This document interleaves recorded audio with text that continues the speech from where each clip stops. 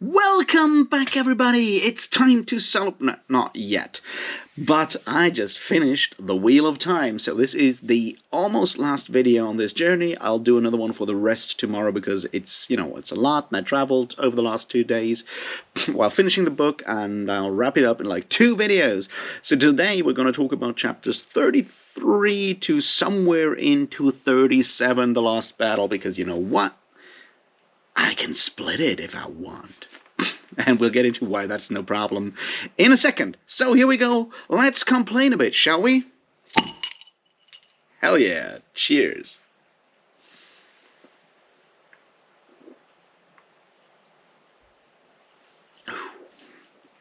Well. Alright, so what's there to talk about? Plot-wise, we basically have the story of the Horn of Valere, which, yeah, I guess we need to talk about, and bits and pieces of like how the last battle is set up and how those things work out. And like the big thing here, I guess, is that the last battle itself is a lot of military action, which is done better than some of the previous ones in these books, but most of it is just, it's a long-ass battle. It's like a 200-page battle. I'm only slightly interested in those.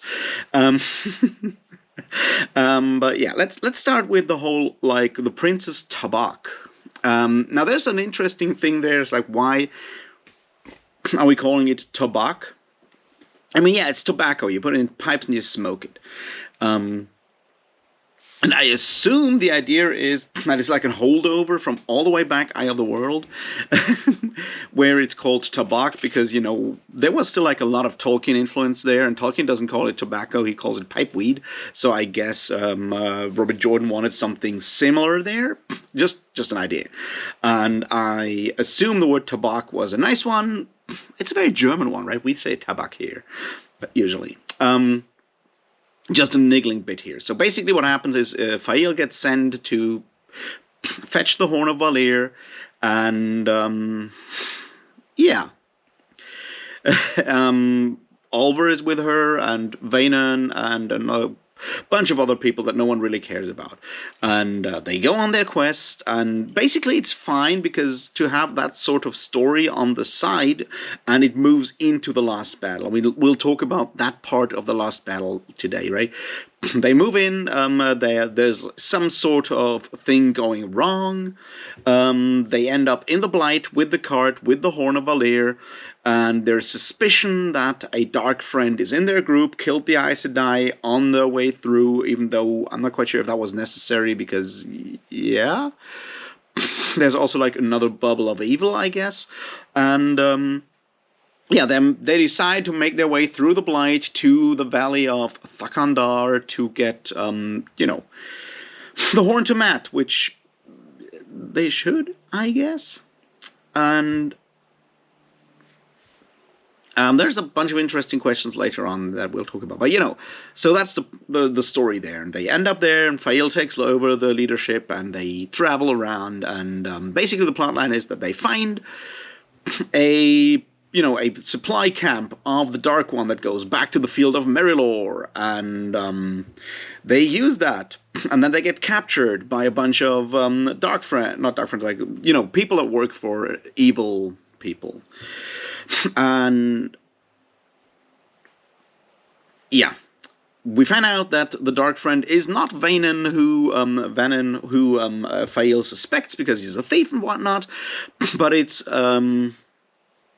that woman that's running around, whose name I've already forgotten. I just wanted to say Olivia, but Olivia is obviously the wrong one. But it's like this one person that has been around with Fael ever since Malden and her time with the Aiel, and she's a dark friend, and it just really doesn't matter that much. It's actually it's a classic, right? You suspect the thief, but the thief's not the real evil one. It's someone else whom you have trusted, and they just turn out to be that person. And I don't think there's any way you could have guessed that before, unless you go and like, you know what?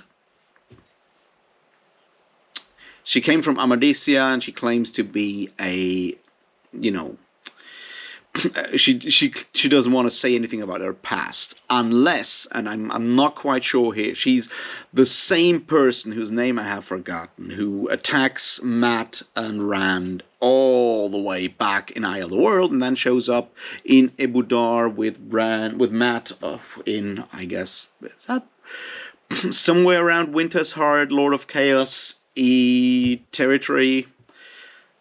But names in these books, I don't. Who cares? Could be. In that case, I'll take back everything I say because I should have known, but names, I don't care about that. So anyway, then Oliver has a great chance. He goes and backstabs a nice Black Aja sister. Fael gets free. They run away, but they're now on the field of Merilor, so that's fine. Fael leads the people away, leads the Trollocs away, and Oliver blows the horn of Valir, and everyone is happy. Sort of.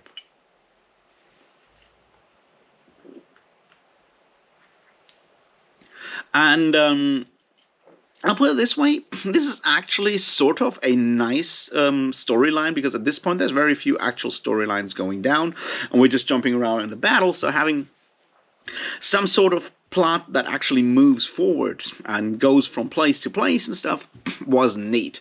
I wish it would have been, a bit more interesting, because as much as I appreciate Fael as a character compared to a lot of the other characters in these books, she's not a very interesting point of view character, or Robert Jordan or Brandon Sanderson just don't know what to do with her when they're writing from her perspective. I mean, yeah, she's sort of like an actually strong woman, that's fine. But no matter which chapter, she's extremely one-dimensional, and they just don't do much with her in that situation. It's like, yeah, I need to make sure that Perrin is the proper lord, and I need to get this to Matt, and this guy looks suspicious. He's probably evil and a dark friend. I don't trust him. And I'm like, yeah, there's no depth to that character. But there's no depth to any of the characters here, so maybe I'm just reading too much into it, or whatever, but Fael always seems very bland compared to a lot of the other characters. Like, I can get upset about Nynaeve in large quantities because she does a lot of dumb things that I personally really despise and whatnot, but with Fael, I'm just like sitting there like, yeah, whatever. Apparently she likes to yell at Perrin, and that's a sign for a healthy marriage. Whatever. And that kind of doesn't work so well. The few viewpoints we have with Oliver were pretty neat. Having Oliver there, be trying to be strong, trying to, as a result of his trauma with losing his parents and all of that. That was really cool. I did really appreciate that, because it changed, the perspective in a way. It's a different look at the world because he's a kid, and him trying to, be a full hero and all of that as a result of having to suffer through all that, like, feeling of helplessness. That's the kind of character development, or like kind of character depth, that I personally appreciate and wish more characters in these 14 books would have had. Or especially with Oliver, they would have been explored a bit more, not just in like 2 viewpoint sections in the last book. Another wasted chance, but hey, he gets to blow the horn, and that's pretty neat. And we all like that, Young boys blowing things is good for priests, and you know what I mean. It's a good story. Vanon just rides off into the sunset, being hunted by Trollocs, I suppose. Not sure where that goes, but at the end of the day, it's the final battle. People will die. So, yeah, I guess we need to talk about the final battle. And I want to start out with something that is interesting, because a lot of people claim that it's important to read the final battle as a whole. And it's a monstrous chapter. It's like 220 pages, or 9 hours and 2 minutes long in audiobook version. It's insanely long. And I don't know why. No, I'm not going to go and say, yeah, it could have been like shortened. No. Like, the only explanation I have for why the chapter is this long is that it's like an entire chunk of writing that Robert Jordan had already done. and they didn't want to split it up or anything, so they just like dropped it in that way, because the actual battle goes on after the chapter, the final battle, and it starts before the chapter, the final battle. There's no need to take this long part and call it one chapter. It switches viewpoints so many times. You could have like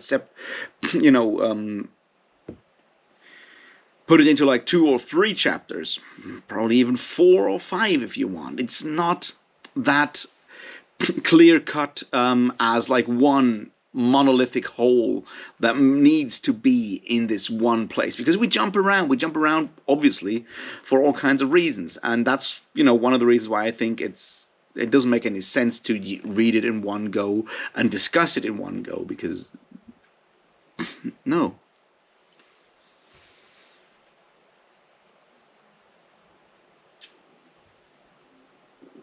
All right. So, what else do we need to talk about here? There's a bunch of interesting aspects here. One of them is obviously,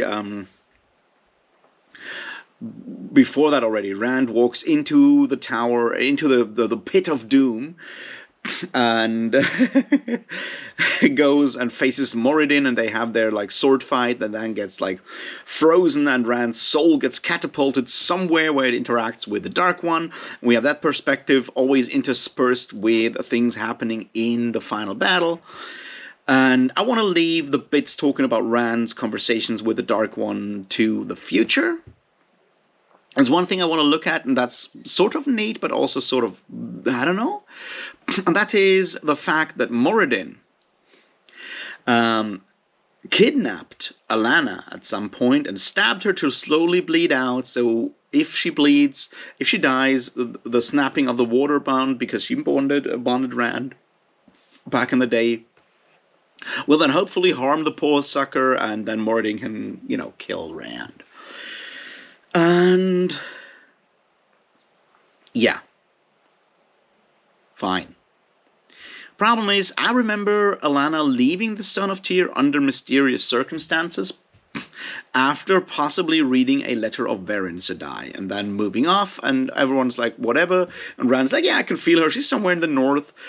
So I assume she's not kidnapped at that point, because Rand would feel through the bond that something happens to her, even though he, generally doesn't really care. And we need to ask the question whether Alana dying would actually hurt Rand that much, because up till now he just doesn't seem to bother about like how she feels or what she wants at all.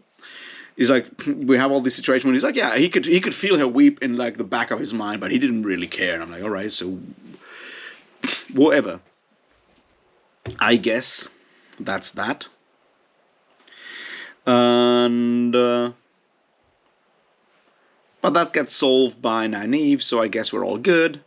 And then Alana dies, but she dies, she gives up the bond to Rand willfully, but like of her own will, so he doesn't suffer from that, and yeah, whatever.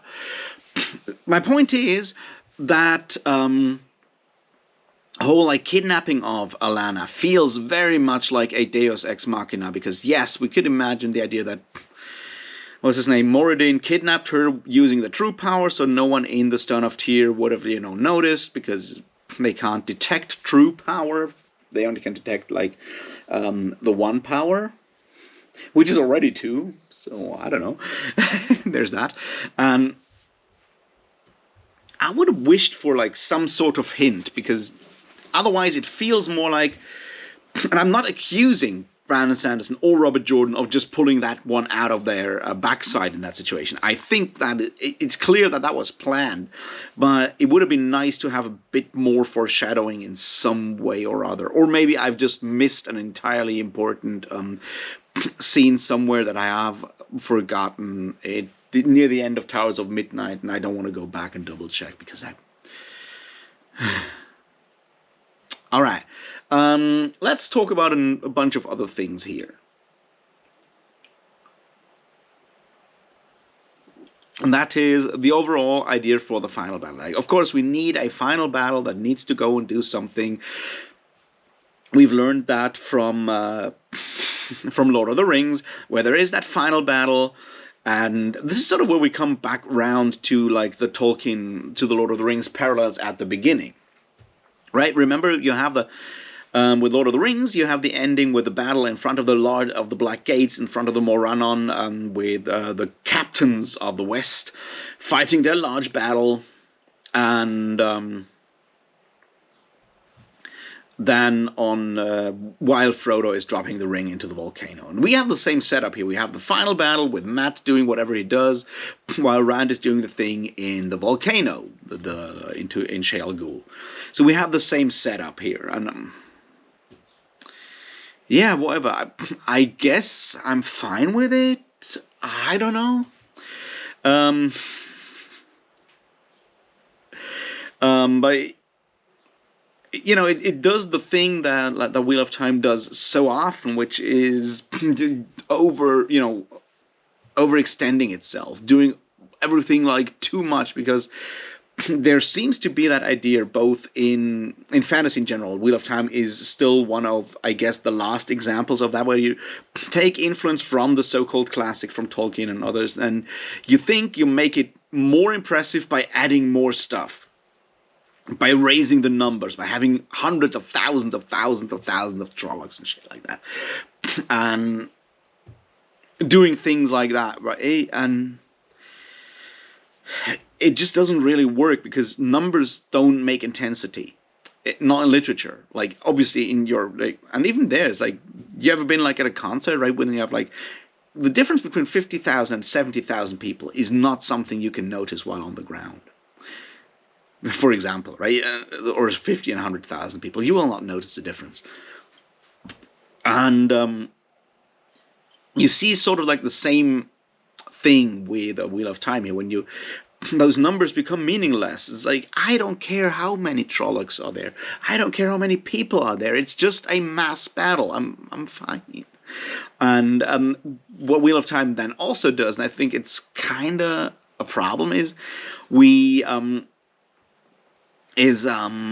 adding bits at the absolute final end, right? There's that one scene early on, and I think it's Memory of Light, or it might even have been already back the way in Towers of Midnight. I'm a bit confused. I think it's Memory of Light at the beginning, when we have Isam, Luke's viewpoint, and he's in the town, and you have all these red veiled Aiel running around, and it's like, it seems that all the way back at the end of the story, we need to find some new things to add to the final battle to make it more impressive or more interesting. So we come up with, oh, by the way, here's all the evil Aiel. They wear red veils because yeah, they're the people that are sent into the Blight, because the men that are sent into the Blight because they can channel, and the Dark One has used them, so they have filed teeth and red veils, so you know they're evil.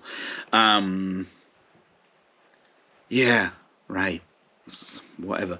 And then suddenly the Dreadlords show up again. And here's the problem. It's like, all the way back at the beginning, the first book, they talk about Dreadlords, and then you never find out what a Dreadlord actually is, or it's mentioned in one sentence and then I forget about it. And now we're in the last battle, and suddenly when the male channelers, the evil Ashoman, show up, everyone calls them Dreadlords. And I'm like, alright, fine, I guess that's what it is. All the time I thought Dreadlords were something really impressive, and now there's like, they're just like male channelers who are evil. Does that make Black Aja like Dread Ladies, or what's like the female version of that? Or can only guys become Dreadlords?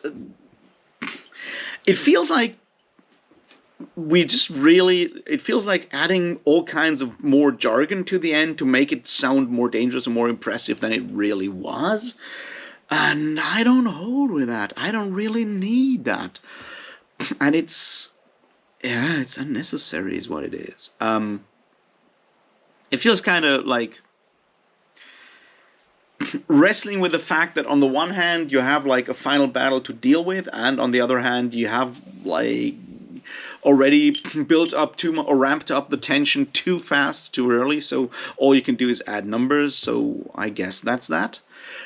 And then there's a feeling, and I'm not sure if that's my issue or if it's something that we've or if, it's something that other people feel too, and that's, we're missing bits. It's something that we've seen a lot with Wheel of Time, and I'm bringing it up right now. I'll talk about more of that in like the last video. Here's my issue. Apparently, the wild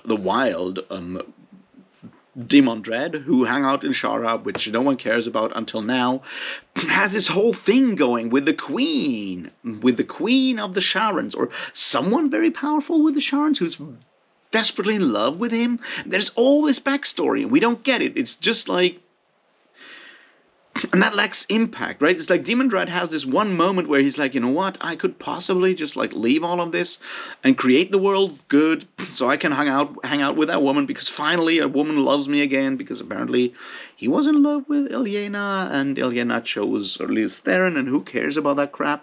And all of that is just like dropped out of nowhere, and I'm like, it lacks impact.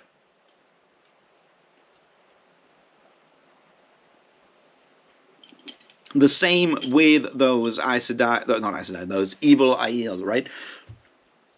It lacks impact because we hear about them all the way at the epilogue of Towers of Midnight, and now in this book. And yes, it's mentioned early on in whatever, I guess, Shadow Reborn. That male Aiel who can channel are sent alone into the Blight to fight the Dark One. I'm like, yeah. But wouldn't it be really cool if you'd added, like, all the way back some sort of thing there where someone remembers some other Aiel, brother, sister, friend, whatever, who had to do that? Because there is even a scene when Avienda like kills one of those red-veiled Aiel and finds out that it's someone she had known all the way back. But it lacks all the impact because I have no connection to any of these people. They're just like whatever, pieces on a board that are shoved around, and I'm like, yeah. And that's just a huge problem. It's a huge problem with all of the Forsaken in general. We'll go back to that again and again. Demon Dread. Who cares about the guy? He shows up and apparently has this ongoing feud with Rand. Not with Rand, but Lews Therin about all these things, but I don't care. So him going mad and running around on the battlefield asking for Rand to show up for a duel, for like Lews Therin to show up for a duel. I'm just like, all right. I guess that's that. But like his switch to becoming full-on madman and doing this on his own, it comes out of nowhere. It lacks any form of believability. I can't suspend my belief that far because I'm like, all right, so now he's mad. I guess. Whatever. So that lacks a lot of that. Also, the idea that like with Gallard, right? Gallard is like finally learns that from Gawain when Gawain dies, right? Which is dumb, but I guess we needed to get rid of a lot of people there. But like Gallard's like, oh, I got a brother? I guess I'll go and fight Demon Dread. And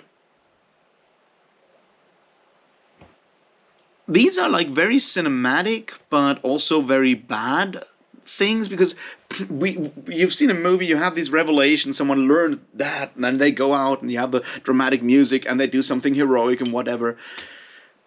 But if you write it down that way, it just lacks a lot of the impact, and it's just like, all right, so what changes? Like, Matt already sent you to fight Demon Dread and other channelers with that, like, amulet, so I don't know. Because then we go nowhere with it. But I guess, this is the end of the book, so we will not find out what happens afterwards. So yeah. But as I said, like, Demon Dread is one of the most ineffective Forsaken story-wise, because he never plays a huge role. He runs around, he's angry, no one knows where he is, and then he shows up at the last battle with like an entire people that no one knew about before, and I'm like, all right, I don't care about you.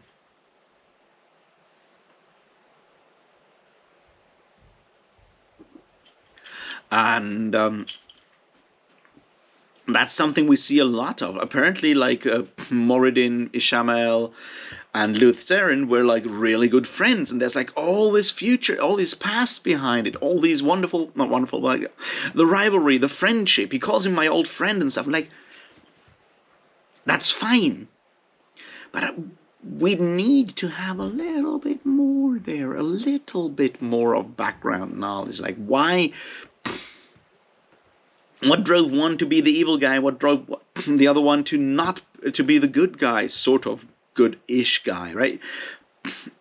So the whole like, oh, he's my brother, my friend, I understand him so much. And like, nah,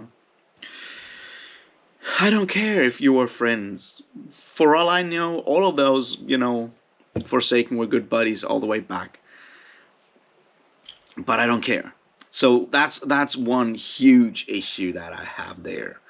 I guess the next one is well, the battle itself is really good. I'll just say this: the battle itself does something right. It's still not absolutely fascinating or anything. It's not gripping, but the way we jump between all these different viewpoints from all the books past, all these people that we met before, and see what they are doing in the last battle. So we get that feeling that really the entire world is there to fight. The way even Ayla and Rain, the Tuathon from the first book, show up, and all that is done really well as a general idea of like how to handle this great final battle. It gives us that sense that I personally missed in all those battles, individual battles under the four great captains in the previous parts of this book, where we only had like one viewpoint character, sort of. This time we're jumping around. We have everyone doing their bit, whatever they can. That's good. Instruction, some of the viewpoints are more interesting than others, and overall, I just personally don't care about like troop movements and shit. It's not something you can fascinate me with, so who cares, right? But that part as a structure was done really well. Nice. See? I can say something nice about this chapter and about the book.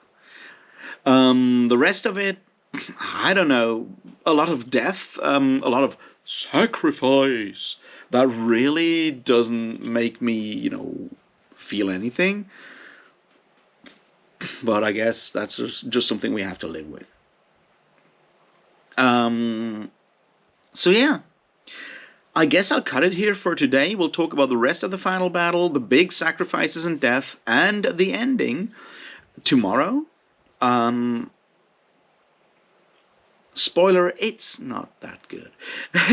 But I'll explain more about it tomorrow. So yeah, a nice plot line about Fail, and then a lot of jumping around for battle stuff that I just personally don't really care about. Perrin hunting, what's his name, Slayer, all over the place in boring ways, and yeah, fuck it. No one needs that stuff. It could have been shortened, but I guess no one did want to touch the final bits of writing of Robert Jordan. So I get it. On a human level, I get it. On a literary level, nah, who needs that? Anyway, have a great day. Talk to you soon. Cheers.